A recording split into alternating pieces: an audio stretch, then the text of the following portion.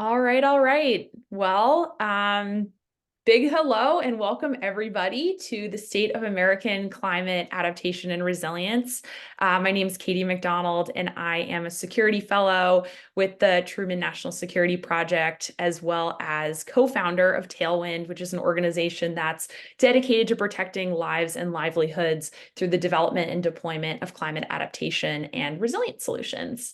Really excited to be with you here today and our amazing panelists, as well as those from the Truman Center and the Truman National Security Project that have supported this panel. So big shout out and thanks to Liz, John, Carly, and Chris. Today, our purpose is really to explore climate change's implications from a national security standpoint and really look at why adaptation and resilience to climate impacts are of national security importance. And we've got a lot of really exciting content for you. So I'm going to keep my table setting remarks incredibly short. I will say before I get started that we will have some Q&A at the end of this session, and you can find the Q&A chat box at the bottom of your screen. So if you put in questions you have, we'll be pulling a few out of there, and hopefully you'll get your question answered. If for whatever reason you don't fully hear something or you want to revisit the comments of our panelists, the good news here is that we're actually recording this session, so you should be able to access it at another time and hear from them again if desired. So with that said, table setting will commence. So when we say national security and we talk about climate adaptation and resilience in that context, what we're talking about is the security and defense of a sovereign state. So that includes security of citizens, the economy, and institutions.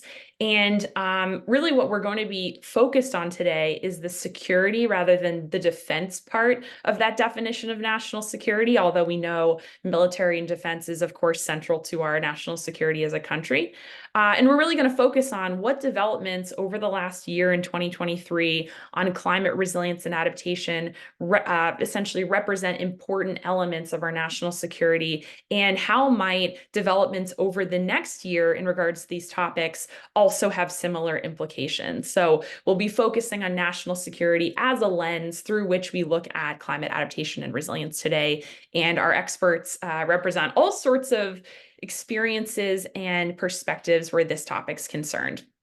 So just to do a little bit of defining here, just to be crystal clear, we are not talking about lowering greenhouse gas emissions, although we all know that mitigation is essential. We're talking about adaptation and resilience. So we're talking about preparing for and adjusting to and adapting to the impacts of climate change, rather, once again, than mitigating climate change itself.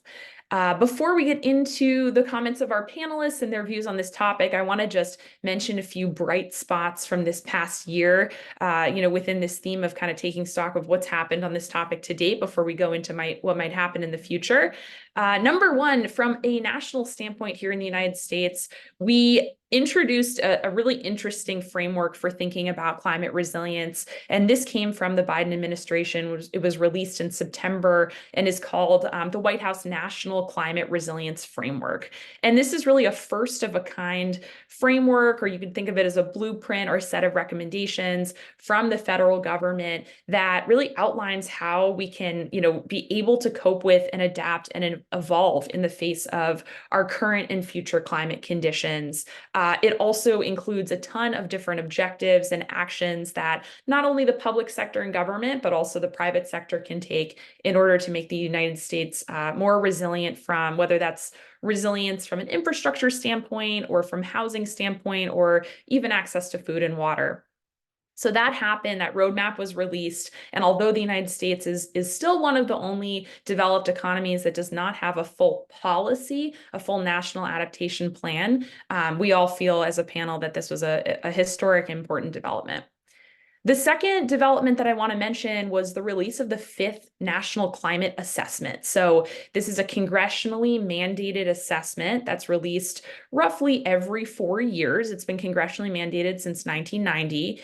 And this is an interagency effort that essentially provides a scientific foundation for us to understand how climate change is impacting the United States, and also what our progress in addressing climate change looks like today. to date. Just a few kind of headlines from this assessment in particular, released this past year. Number one, we've learned, as we've known for some time, that there's really no part of the United States where impacts from climate change are not being felt and where those impacts are not worsening. So, just further affirming our knowledge that climate change is affecting all Americans. Number two, we were also affirmed in our knowledge that low-income communities and people of color remain at disproportionate risk from those same impacts. We also learned that, we know from global assessments that internationally we're behind on our Paris Agreement commitments of limiting global warming to 1.5 degrees Celsius. We learned that, it's possible we will end up in a situation wherein we've raised global temperatures by 2 degrees. And if that were to happen, we saw some construction in this assessment of what that would mean from an impacts perspectives on the United States in a context where we actually, as a country, within that global context of 2 degrees Celsius temperature raise, are warmed about 2.4 to 3 degrees Celsius. And the implications, I'll be brief, but the implications are obviously pretty severe and seriously impact our ability to maintain those elements of national security we mentioned earlier. So those are two developments I want to mention on the federal level. And then finally, I just wanted to mention that, and we'll talk about this a little bit more in this panel today, but we know climate adaptation and resilience remains an incredibly local issue because it's felt very differently in different parts of the United States. Whether you're in Phoenix experiencing increased nighttime temperatures or you're in Vermont dealing with historic flooding. And we did see an interesting development over this past year where not only did we see the 15 states that have adaptation written into their climate plans at a state level make progress on those plans, we also saw now 5 different states take specific actions on this topic. In this case that I'm referencing, passing laws related to extreme heat and protecting occupational laborers and workers and the general public. So we see both those federal bright spots within the context of this very challenging larger issue, as well as, once again, many instances of local leadership, and we'll be talking more about those today. So I would like to end my remarks now and get to the most exciting stuff, which is introducing our wonderful panel. I will ask that we go in order of who I can see on the screen. So we'll go Susannah, Justin, Mark, and I would ask that you guys please introduce yourselves, and then, along this theme of all Americans experiencing the impacts of climate change, if you could explain maybe a time or place in recent memory where you've been impacted by climate change's impacts, that would be appreciated. Okay. Susannah, take it away. Thanks, Katie. Yes. Okay. So my name is Susannah Cunningham, and in addition to being a national security fellow at the Truman National Security Project, I'm also a senior policy advisor at the Evangelical Lutheran Church America. That's the ELCA. It's one of the largest Christian denominations in the country, with over 3 million members nationwide. There I work on a variety of policy issues, including on foreign policy, as well as Afghanistan-related policy, in which, you may have known Truman's work through the Evacuate Our Allies Coalition. So I continue to work on that, mostly in regard to legislative affairs. Over the last 20 years, I've worked for refugee immigration groups, including Resettlement Agency, as well as foreign policy organizations, both within the U.S. and in the MENA region. So I think to the second question that Katie asked, I don't think that I can get away from climate disaster, which is the human condition. I'm from Houston, Texas. So my family experienced flooding, and my city experience. Everyone at my age, home that I know of, was flooded. So it touched families ubiquitously in Houston. And my husband is from Santa Cruz, California, where, as you know, great forest fires swept through that area a number of years ago, causing them to seek refuge in our home in San Francisco. So those are the two special climate disaster impacts that I have seen in my family that have impacted me. And to my next panelist. Should I do Mark? Because he's right next to me on my screen. Send it to whoever you'd like. I think I was next. Mark, I don't want to you jump really in are the the one middle. that's. I'm just gonna go. I'm just gonna go. Sorry, Mark. So great to be here. Thank you for the invitation, both Katie and Truman. This is really a fantastic conversation. Really thrilled to be a part of it. Justin Knighten. I am the External Affairs Director at FEMA. Came into office at the start of the Biden-Harris administration, and have been at the crossroads of all things before, during, and after disaster ever since. And my focus has always been on underserved communities, those that have been historically shut out, put out, or forgotten for far too long. And before that, I was running a campaign in California to build equity into the disaster conversation, specifically on preparedness.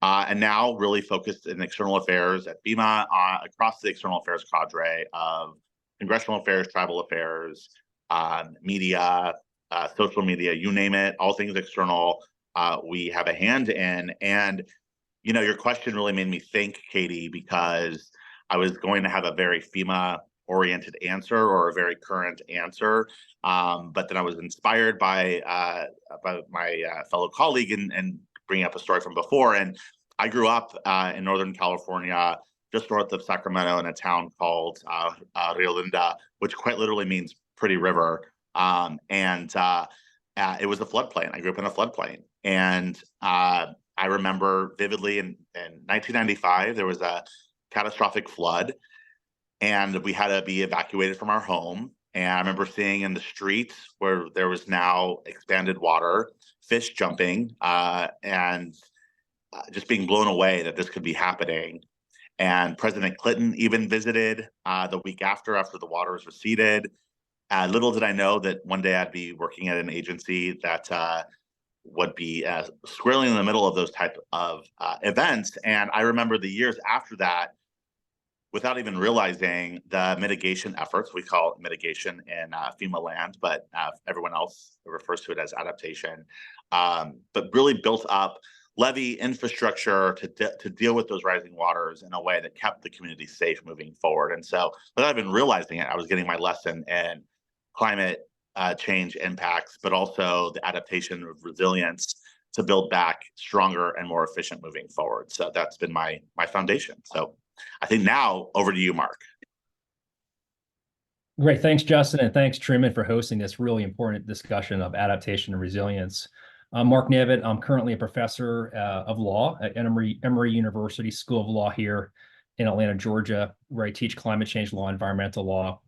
And my research really focuses on climate change's destabilizing impacts to include its security implications. Prior to coming to the academy, I was in the Navy for 20 years, flew jets where I unfortunately definitely emitted a fair amount of greenhouse gas emissions as part of that, flying Navy jets from aircraft carriers. And then I was a JAG, an environmental attorney, serving in the US Navy proudly for 20 years. My personal security story, my adaptation, I grew up in Rhode Island, the ocean state. So we've been living with the ocean, living with the water for generations. And so just seeing that evolve over time has been really, really instrumental. Professionally, when I was serving as an environmental attorney in the US Navy, I remember my first job, I was serving in Norfolk, Virginia, where the seas are rising and the soil is sinking. And the first day of work, I was going into Hampton Boulevard, into the largest naval base in the world, and I couldn't get to work because of a relatively routine rainstorm, recurrent flooding, which is endemic in that part of southeastern Virginia. And I started thinking to myself, good grief, some of these weather impacts, some of these climate impacts, they could care less about the military fence line, the local community. If the military force cannot get onto the base to do its job, that's an enormous readiness issue, enormous operational issue. And so I turned around my car as I did, and I basically worked from home that day. This is before Zoom and telework was really an option. And so that really, really stuck with me throughout my time as an environmental attorney in the Navy. And the operational implications of that, the security implications of that are really, really enormous. Amazing. Thank you all so much. as you can all tell, those of you that are listening, it's going to be difficult for us to limit comments here. My job's really hard today because we have so many amazing, we got some super smart people here with some great insight onto this topic. So I'll do my best to kind of keep things close, keep things tight so we can get to Q&A. With that in mind, we're gonna come back to you, Mark, to start this conversation. You left us on a perfect note to talk about two different things. And hopefully you can talk to those two things in a moment. The first one is your perspective on the security implications where climate adaptation and resilience are concerned, and your general thoughts on, the national security lens there. And then second of all, in your experience as a lawyer, as a professor in the Navy, et cetera, would love to hear your thoughts on the legal challenges that exist in implementing adaptation and resilience policies here in the United States. So please take it away. Of course, thanks. So first of all, I think it's really critical for U.S. leadership on adaptation and resilience writ large. Historically, the United States is the largest historical greenhouse gas emitter. So I would offer that the United States has got a special responsibility to adapt, to invest in resilient communities, and innovate in this area. From the security lens, I think of it in sort of two aspects. One I sort of referenced earlier, which is just our adaptation and resilience is just really, really important for our national security infrastructure or for our military installations. I mentioned Hampton Roads, but you can fill in the blank any sort of security infrastructure around the world. It's a global national security infrastructure, global military. And climate impacts could care less about if it's a private property, public property, federal property, national security property. So we need to be ready. So, but just beyond the taxpayer stewardship, if you want to protect taxpayer investments, that has enormous implications for the warfighting force of the Department of Defense. So just one example is that the Eisenhower is a carrier in the Red Sea right now that is based in Norfolk, Virginia. And to put simply, if Norfolk is suffering from climate impacts, as Norfolk is on the water, that just makes the national security mission all that much more difficult. The U.S. national security is often responding to disasters at home. Susannah mentioned Hurricane Harvey. There's Katrina, there's Sandy, you can fill in the blank. Oftentimes we're responding to those places which are the least resilient and have not had adaptation measures in place.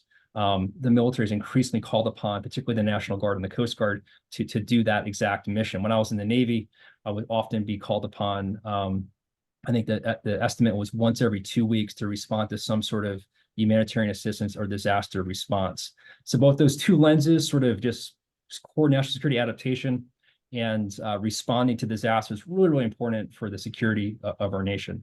Now, the legal challenges, Katie, are really complicated. I'll just give you sort of the 101, and I've done some writing on this. I'm happy to chat about that offline. Big picture, U.S. government Constitution is a system of federalism.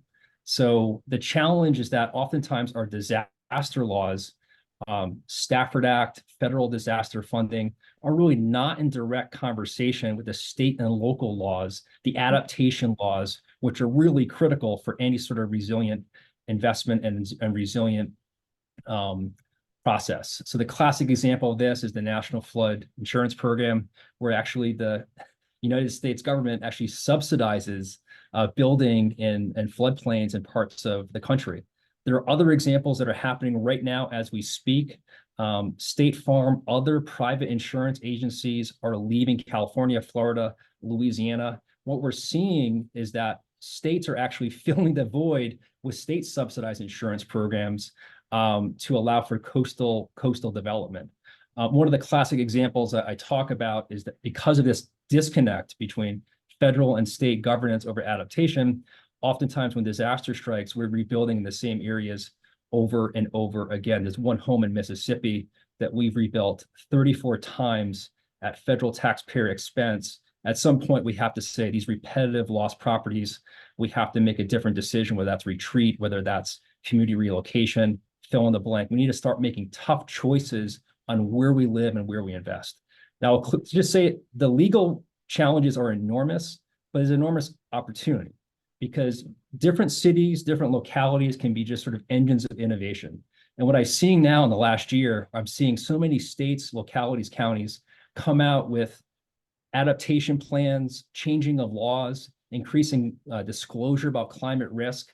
So the hope is that we can have sort of a race of adaptation excellence where the federal government plays an important role, particularly when natural disaster strikes or some sort of massive disaster strikes. But also there's different cities, different localities that are sort of racing to the top to be adaptation models of excellence, if you will. And so we're seeing that in different areas right now. I would just highlight one. One is Jacksonville, Florida, a very, very innovative, resilient adaptation plan. They just came out a few months ago, which is, I say, if this was an Academy Award, I'd give Jacksonville an Oscar for it because it's a really, really, really terrific report. Amazing. Thank you so much, Mark. I want to just double click on 2 points you made in particular among many. One that, it might be our National Guardsmen or folks enlisted in our military that are actually responding to climate disasters, which I think is something we don't think about a lot.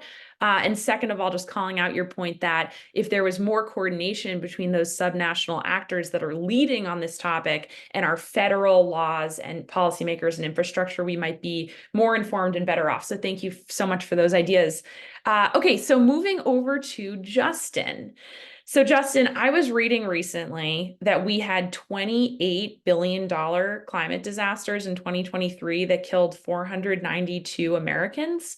And I know that FEMA is doing absolutely everything that it can to prepare for and to mitigate and to recover from the impacts that are causing this sort of damage. So would love to hear from you on, obviously your thoughts on the national security implications of what we're talking about, but especially would love to hear from you on what is FEMA doing here to address this looming crisis and of course the damage that we've already seen in recent months. I appreciate the question and the comments before, Mark. The administrator of FEMA, Deanne Criswell, spent her first 6 months, year in office, really echoing a theme to make sure that it got across far and wide, which is that climate change is the crisis of our generation, and really making sure that was very clear and distinct coming from FEMA. But then from there, you actually have to do the work to do something about it. And, as a communicator, and that's where I'm speaking in this conversation, is as a communicator, as someone who is really hyper-focused on, there are people who disagree and have different experiences and contexts that lead them to a belief, an understanding, set of values, set of principles. And our job at FEMA is to say, who's our audience, right? Who are we trying to engage? Where are they coming from, right? Where are they plugged into this conversation? And where can we help to be a pull thread of commonality, of building unity, of helping to motivate action that creates opportunities for local jurisdictions, states, tribal nations, territories to seek out funding from FEMA, technical assistance from FEMA, other supports that exist outside of FEMA to prioritize the work on actually building up safer communities in defense of these climate hazards. And so, I kind of bring that up as part of my lead comment here because, this country is diverse. It is. I've spent more time in the American South than any time in my entire life. And, I also have the lens of underserved populations, like I mentioned before. And so I have a really focused perspective around, and this is me, right? A really focused perspective around, where people are coming from, what they believe, what they understand, as well as communities that are historically, again, shut out or haven't been included, right? Communities of color, those living below the poverty line, people living in rural areas, older adults, people with disabilities. And so how do you bring those two together in a way that actually makes sense and moves the needle, actually creates a dynamic in which you can start to build some commonality, some understanding, and start to problem solve. We're in the problem solving business. FEMA's in the problem solving business. We have to understand our audience. We have to understand where people are coming from. And if we go out there and start forcing our agenda and perspective and narrative onto others, it's not going to go well. We have to build community. We have to build a collaborative nature. We have to build partnership to make big things happen, right? And once we do that, and that's our focus, once we do that, and once we can start that work, or keep that work going, because we've done that across the board and many communities, we start to open up opportunities that exist within FEMA, right? Our BRIC program, for example, this is a program that we talk a lot about at FEMA, historic levels of investment from the Biden-Harris administration. This program, our Building Resilient Infrastructure in Communities, specifically the meaning of that acronym, we love acronyms at FEMA, is kind of a flagship program for us where billions of dollars have been invested, available to communities to help build up their defense before a disaster hits, right? This can come in the form of a seawall. This can come in the form of building codes within a community that has been hit over and over in a hurricane.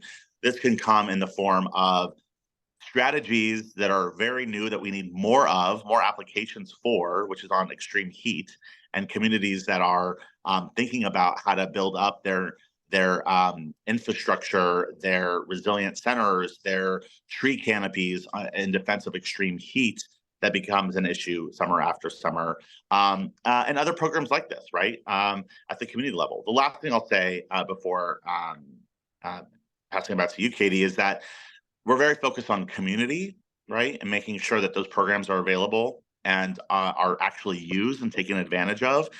In order to do that, you have to first understand your audience, where people are coming from, what they think about these issues, what they think about these topics. How does it relate to them and what their priorities are to make and help connect the dots to make this a priority for what they're trying to achieve locally. But it's also the individual. We have to change the way that we're talking to the individual, because I can tell you, for a single mom who has 2 kids, who's taking care of her parents, who is trying to just get through today, a conversation about climate change is so not top of mind, but it needs to be. We all know this. So how do we change the conversation and meet people where they are that's relatable for them, right? It's not about us. It's not about any of us on this call. Hate to say it, don't want to rock your world. It's not about us.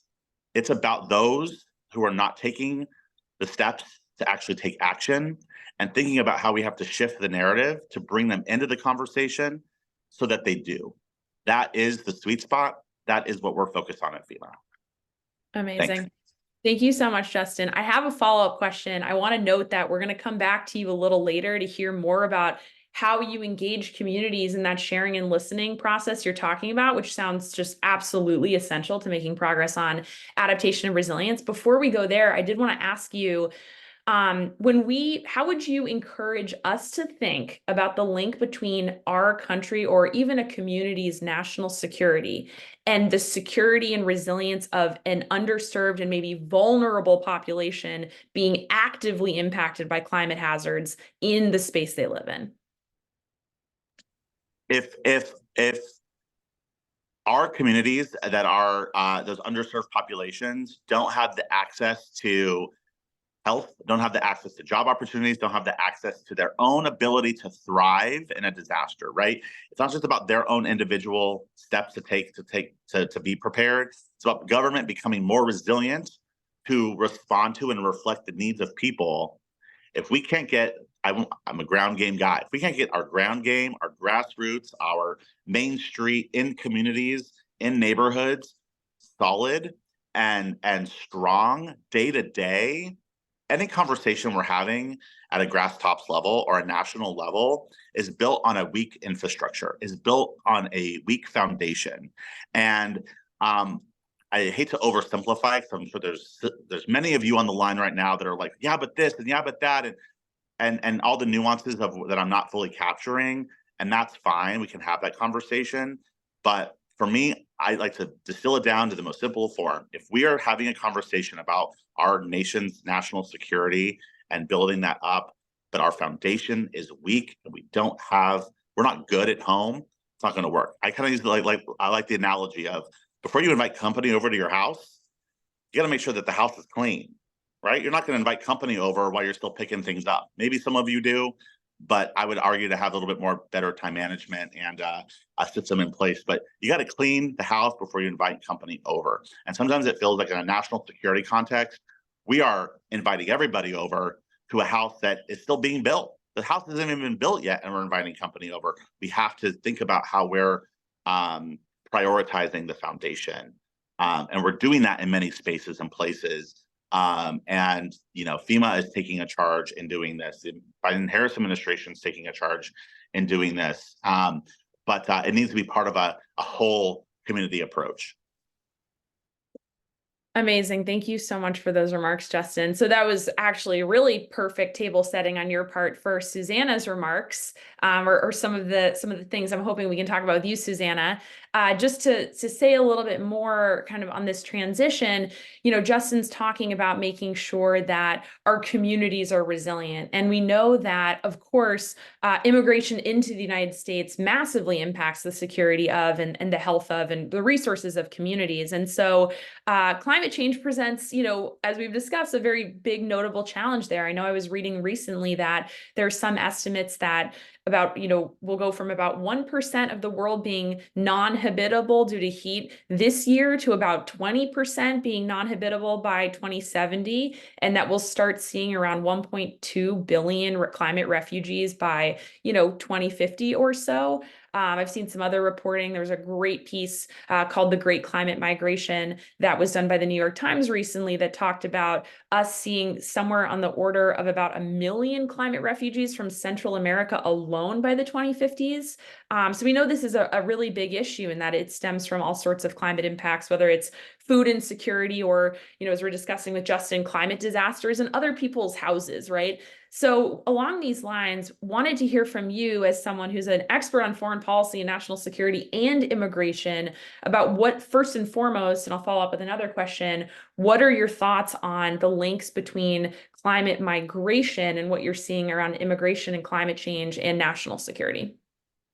Yeah, I mean, I think, if stepping in and just acknowledging that I'm also the daughter of a history professor, you can't ignore masses, even those outside of your borders, and civilizations have fallen and risen by how they address despair around them and in and outside of their borders. I think the first is to acknowledge those numbers that you talk. I think 1 million climate refugees from Central America is pretty low in terms of an estimate. I know that there are a number of, there's 1.2 billion, there's a talk of 216 million by 2050, but I actually think, and I'll acknowledge that majority of the climate displacement that we will see will happen within borders. And so while it is only a fraction of displacement that will happen over international borders, that will represent millions of individuals, that fraction. And those individuals, I think we see in American discussions all the time, this sort of divisiveness we see in political rhetoric and discourse around immigration. What's the right way? What's the wrong way to come? And what Americans share in mind is this idea that there be a humane, regular, and orderly migration process. And you can do that if you mitigate and adapt for it.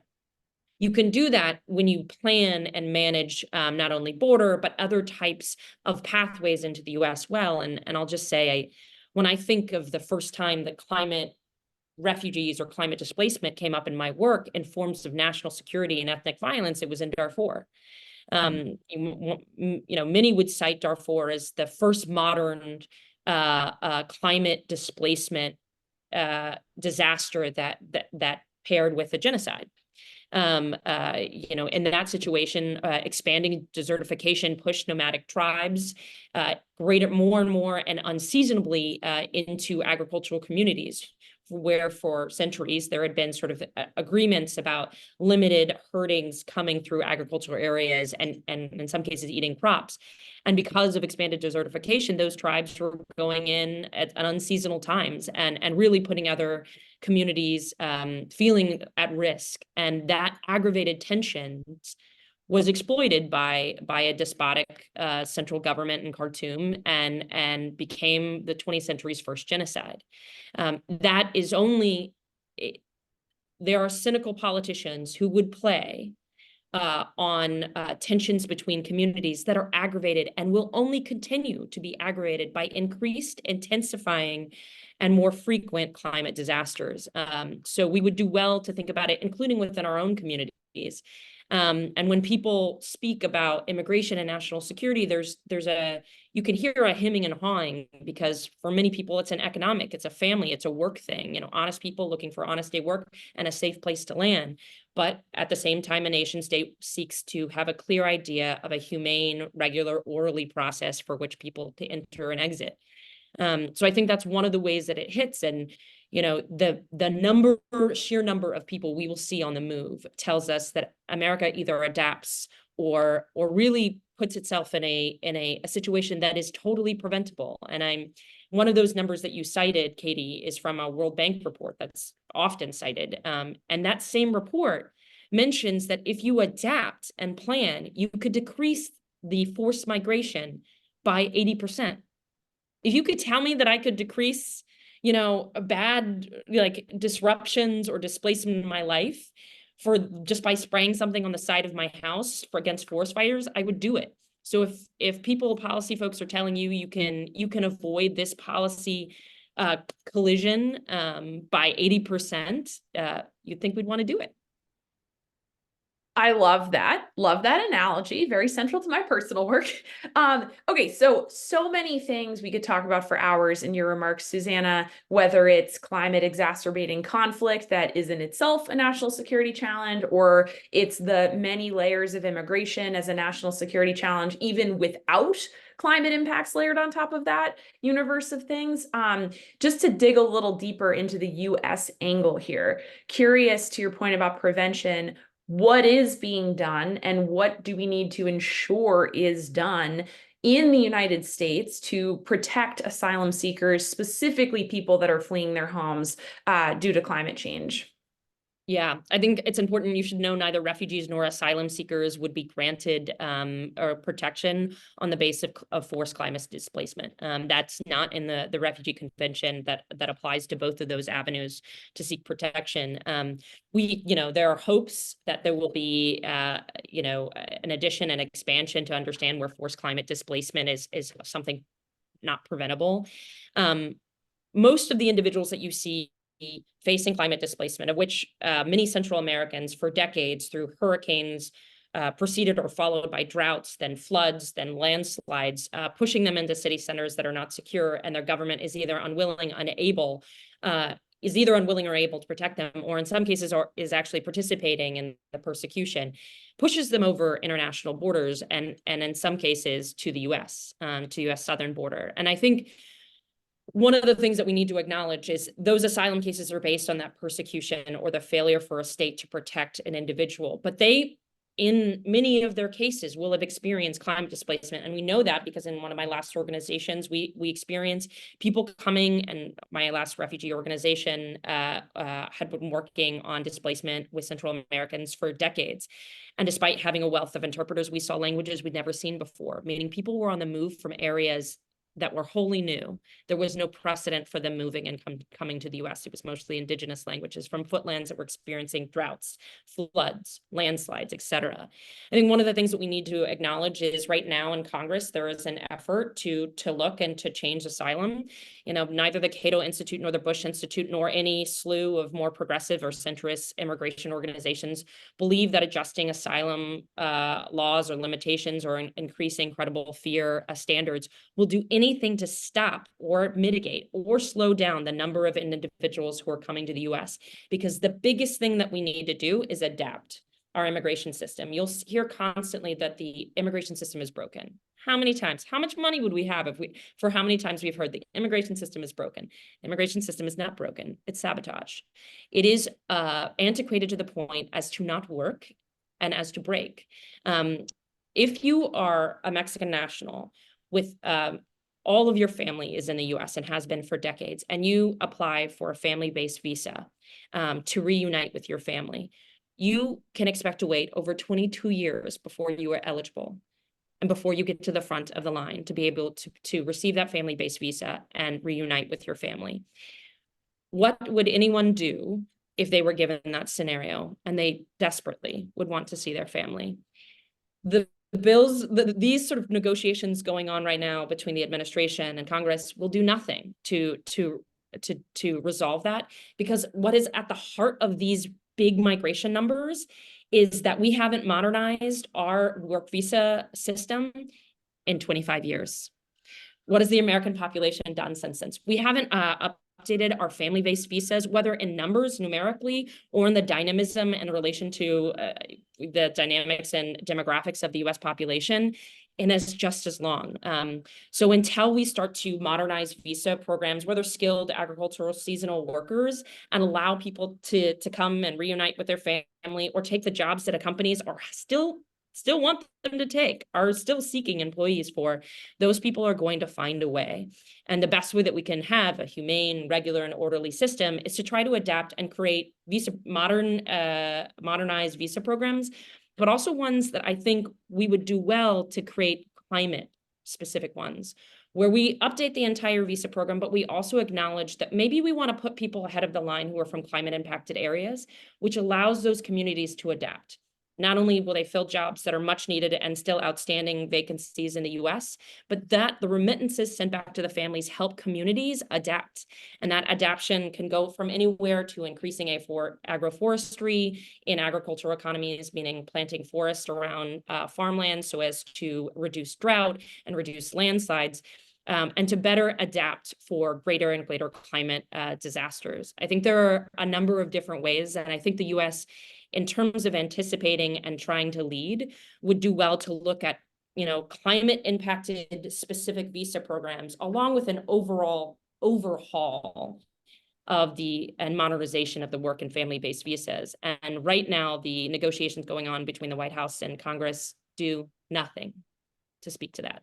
Amazing. Thank you. Once again, topics we could talk about for hours. I just want to thank you for your remarks, Susannah, and just tag two things. One, your comments about the fragile and, as you said, sabotage, in your words, immigration system we have, and the fact that the foundation is really cracked, it sounds like, on our immigration infrastructure. But then I also just want to shout you out and thank you for the very inventive suggestion you're offering here, which, if I understand you correctly, is basically, if we allow people coming to the United States from very climate vulnerable regions to help us with our climate goals through their work visas, and to learn better practices for management of the land in their own countries, we might actually have a very positive, virtuous cycle within a potential, in this specific route to immigration and repatriation you're talking about. So thank you for that. And to be fair, we would learn from them, and they would learn from the classic traditional agricultural. Yeah. Absolutely. All right, so we got to move on. So we're tight on time here, but I want to ask a few other questions to the panelists. So going back to you, Mark, we talked hyper briefly about moving past sort of our traditional frameworks for addressing disaster and traditional legal frameworks to addressing adaptation and resilience in some of your previous remarks. My question for you is, how do you think about the climate resilience framework, the White House's frameworks, advice on that topic? And how do you think of that framework as either ushering in a new era of treatment around laws and regulations that affect adaptation and resilience, or maybe just kind of reflecting the status quo? What are your takes on that framework? I think the framework is a great start.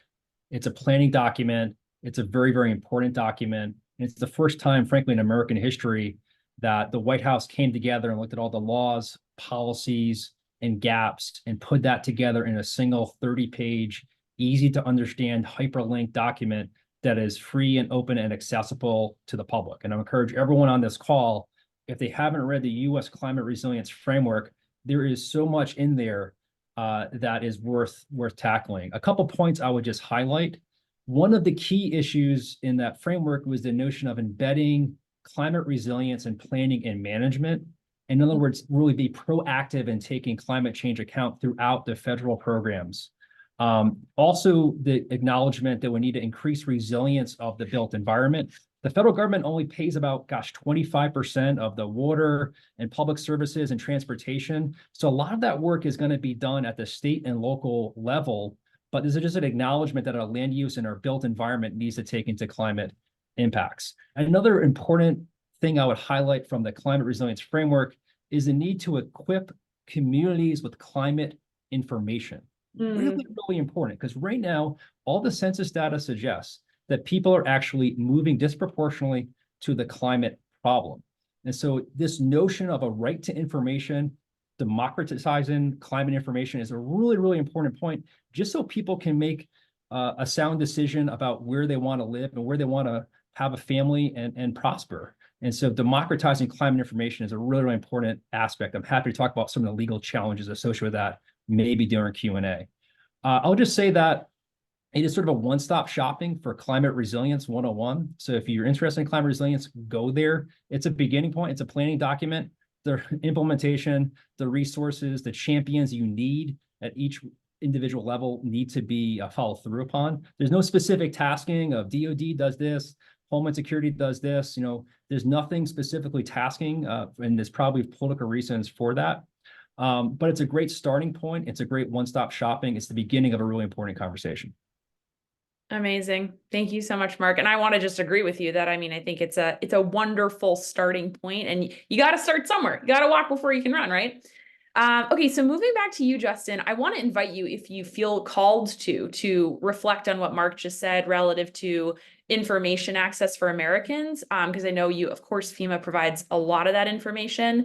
But I also wanted to ask you a question about engaging communities. You left us with some really good thinking around the importance of listening to communities around what their specific adaptation and resilience needs are. And I'm hoping maybe you can give us an example of a time when FEMA has recently done that with good outcomes. Yeah, so we agree that the framework is really, really great. And what this framework also does for FEMA is it helps with our delivery model of place-based technical assistance, right? And to really focus on place in a new way for the federal government as it relates to disasters, at least from a FEMA context. But also, it's been instrumental in helping to shape our new community disaster resilience zone initiative, in which we're identifying communities nationwide on both an assessment of their need and place-based realities, but also the hazards and the risks that they will potentially and most likely face. Where we come out at FEMA, and you'll see us talking about this a lot, is know your risk, know your risk, know your risk. And there's a lot of research and there's a lot of work that has happened over the years around risk-based communications. How do you communicate risk in a way that doesn't overwhelm people? I did a lot of work actually in California on this, and a lot of research with partners, and found that underserved communities, and we had a very broad brush stroke of what we meant by underserved communities, knew that they needed to get prepared, but that they didn't get prepared for the hazards that they sometimes knew, but sometimes didn't know, because they were overwhelmed. They thought it was time consuming, they thought it was expensive, and thought it was scary, right? And if you think about a lot of the climate-based conversations that we have, I'm taking kind of Mark's comments about the framework that has helped us with the delivery model of thinking about the delivery of our resources and information in a new way, so that when we're reaching our end user, sometimes governments, sometimes individuals, we're talking with people in a different way. We're not using all the images of death, darkness, and destruction that we often see when we're talking about climate. We're not using a lot of kind of these scare tactics, but we are talking about how to strengthen communities and let them know in a very simple way that this is very tangible and real. Emergency managers are operators. We operationalize everything into action. We don't like to just talk about something. You'll see a group of emergency managers get really irritated very quickly if it's just a bunch of talk. We like to take action and help communities take action. And so FEMA is an action-oriented agency. And because of that, we move fast. And historically, sometimes too fast. And recently, part of our community engagement work has really been focused on slowing down, having conversation, and listening. the more we listen, the better we're going to be. And this isn't really on the resilience side of the house, but we do connect this to our resilience focus of building stronger communities, in that we just announced a series of really big updates for the first time in 20 years to our individual assistance program. This is a program that, depending on the size and scale of a disaster, could be turned on during a presidentially declared disaster to help individuals that need some support. Right, this is the resources and the money, if they don't have insurance, that helps them jumpstart their recovery. And for 20 years, there have been challenges and gaps in those programs. And we just announced on Friday last week, that we've made significant updates for the first time, again, in 20 years. Updates like, making sure that for someone who's been impacted by a disaster and before they can't live where they're currently living, and they have to go stay on someone's couch for a week before rental properties open up and they can figure out what's next for themselves. We actually have a new program that's being designed that actually provides resources and money to help with that in-between time in a way that we hadn't had before. And so, again, this is just our way of saying that we need to listen. We did. We made changes. And we need to continue to take steps across the portfolio of before, during, and after disaster to touch on those gaps that will make us more resilient as a nation. But a priority around action we have to do, and we have to get to where there's barriers at every level of government, and talk about how we can move the needle, not just trying to convince everyone to believe the way that we believe and see the world the way that we see the world, but how can we build commonality, understanding where people are coming from, to meet them where they are, listen to them, and help them take action. Amazing. Thank you so much, Justin. I want to give you guys a serious shout out because it's, from what I've seen, and to your point, it not only have you guys really lowered the barriers to accessing help from FEMA, but you've also partnered in really inventive ways, to your point, to engage communities, whether it's been with the NAACP or engaging local artists to explain disaster resilience to people. So thanks so much for your work and for those comments. Okay, guys, we're about to wrap this thing up. We got to get to Q&A, right? So I want to just bring our attention to some of the great questions that have been shared in the chat. We've got one that I know, Mark, you said you'd be happy to talk to, that comes from Andrew. And if Susannah, if you want to take a minute to read this one as well, I think you'd have some good thoughts. We have approximately 8 minutes left. This question is really about potential state-level policies that might ameliorate the suffering, in Andrew's words, of some of our climate migration challenges. Andrew also mentions implications of climate immigration, potential implications on our defense efforts. So, Mark, I'll turn it to you for your brief response there.